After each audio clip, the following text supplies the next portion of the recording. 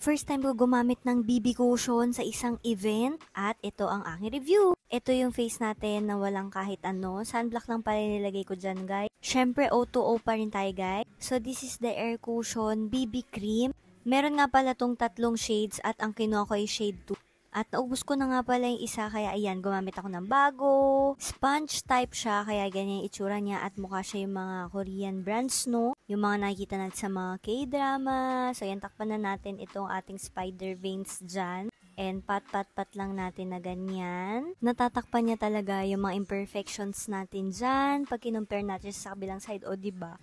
Kitang-kita sa kabilang side. Tapos para lang siyang skin-like talaga. Parang hindi mo makikita na ay meron siyang nilagay sa face, 'di ba? Para talaga siyang Korean glass skin. Pwede mo pa pala siyang i-build up, guys. So it's light to medium coverage. Super lightweight niya, hindi rin siya malagkit sa face. 12:22 PM ko nga pala siya in-apply. Update 5:34 na. Ito pa itsura niyan, partida na sa event ako niyan. I have dry to combination skin. Yung nag-oil up sa akin is yung T-zone. Yung ilong na part lang yung merong oil ngayon. Time check, 7 hours. My look. Ayan, tignan nyo. Ito na lang oily natin. Dito sa noo part, wala pa. Pero usually meron na yan dapat. And ang ganda pa rin ng finish ng BB cream. Guys, last update, 8:39 PM. Kita nyo ba? Ayan siya. And ito pa rin itsura ng face ko, diba? Parang hindi pa siya humulas. Though medyo nagpawis lang naman ako ng kaunti, pero diba at least.